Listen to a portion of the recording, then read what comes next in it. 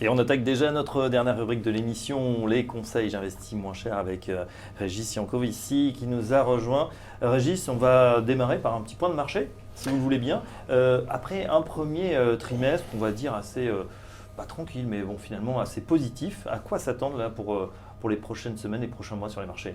Alors si on remet les marchés un peu dans leur contexte, on estime, c'est pas très original mais il faut le dire, que les marchés ont des valorisations qui sont élevées, voire très élevées, ce qui nous oblige à être un petit peu, même beaucoup plus sélectifs dans nos choix, ce qui nous oblige à être plus réactifs dans les allocations. On est dans une phase de marché où l'optimisme est revenu. Ce n'était pas le cas durant toute la phase de hausse. L'optimisme est finalement venu depuis l'élection de Trump.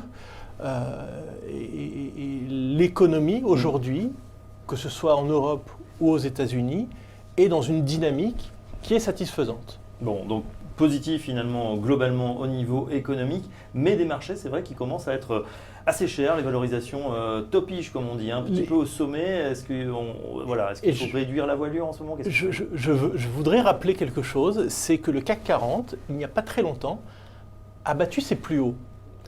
Alors, on a tous en tête les 6900 points de septembre 2000, mais on regarde juste pas le bon indice. Il faut regarder l'indice Total Return, et le Total Return, à plus de 10 000 points, est au plus haut historique. Et oui, voilà, quand on met les dividendes, c'est ça, comme par exemple le calcul du DAX, qui lui est à plus de 12 000 points. Absolument. Donc pour répondre à votre question, on aurait tendance, effectivement, en étant plus sélectif, à réduire les allocations. Je ne crois pas qu'on soit réellement à la fin du marché haussier. On regarde un certain nombre d'indicateurs pour cela. Par exemple, la pente de la courbe des taux est un élément important. Pour l'instant, elle ne donne pas de signe d'alerte.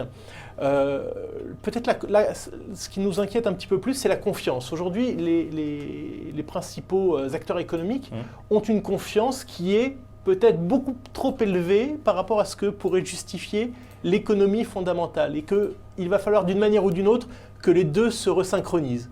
Donc c'est ça qui est un petit peu embêtant aujourd'hui, c'est ça? Il y a peut-être trop de confiance. On s'intéresse à un actif en particulier quand justement il y a un regain d'incertitude, c'est l'once d'or. Pour vous, cette once d'or, ce n'est pas forcément un bon refuge, je ne sais pas ce qu'il faut jouer en ce moment. Si vous voulez, l'once d'or est un actif qui nous intéresse actuellement, mais pas pour les raisons qu'on pourrait croire. C'est-à-dire que l'once d'or est un refuge, mais ce n'est pas un refuge contre tous les maux. C'est un refuge qui peut être contre l'inflation, dans la mesure où les banques centrales la laisseraient filer. Et on a constaté, et c'est ce qui a justifié le rebond de l'or ces dernières semaines, que le discours de Yellen donnait l'impression d'être beaucoup plus dovish qu'attendu. Et malgré tout, les chiffres d'inflation, eux, continuent petit à petit de se tendre.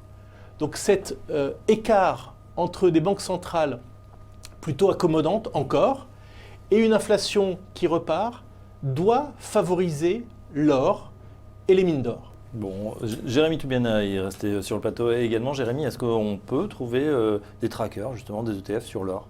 Alors sur les valeurs aurifères, donc c'est des sociétés cotées sur les mines d'or, etc. Exactement, pardon, qui vont jouer justement la croissance ou la montée du prix de l'or.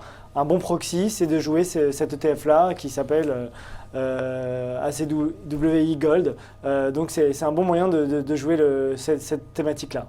Alors il y a un autre produit dont vous venez nous parler, Régis. Oui. Il est un petit peu différent. Il est tout aussi compliqué au niveau de la prononciation. Comstage ETF NYSE Arca Gold. Voilà, c'est la même structure. Si vous avez bien suivi ce qu'on a dit tout à l'heure, c'est la même structure de Libellé. Je ne vais pas en reparler. C'est un ETF qui aujourd'hui a des actifs qui sont importants, qui, on le regarde beaucoup, a une liquidité qui est très satisfaisante. Je veux le rappeler à tous ceux qui nous écoutent, la liquidité d'un ETF n'est pas le volume échangé en bourse, ça n'a strictement rien à voir. C'est uniquement l'écart entre les acheteurs et les vendeurs, ce qu'on appelle dans le jargon le spread.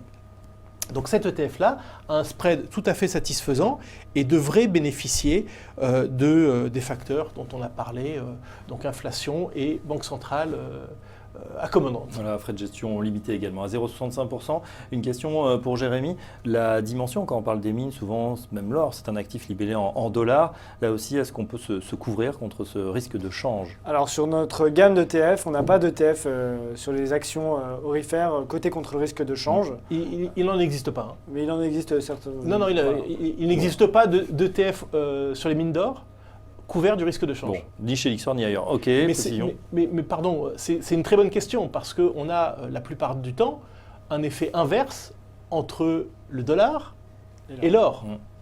Et donc c'est pas idiot de vouloir se couvrir du risque de change quand on achète de l'or ou des mines d'or.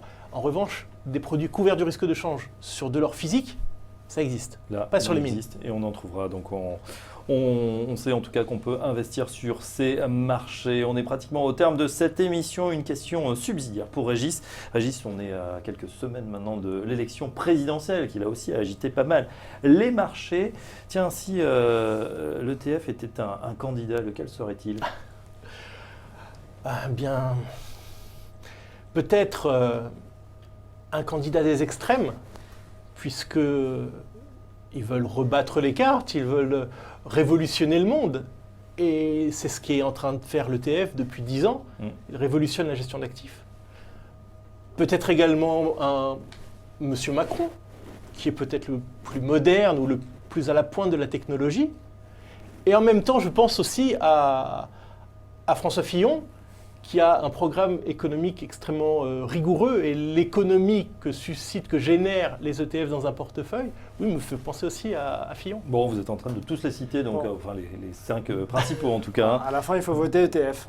Ouais, on aura compris en tout cas, c'est un produit pour l'instant qui est valise, qu'on peut mettre partout en termes d'allocation géographique, sectorielle, des pays également, des frais réduits, et puis souvent également la carotte du PEA, donc une fiscalité intéressante. C'est le terme de cette émission. On y est arrivé. Merci à Régis Yankovici, le fondateur de J'investis moins cher, et à Jérémy Tubiana également, responsable de la distribution Lyxor auprès des distributeurs français.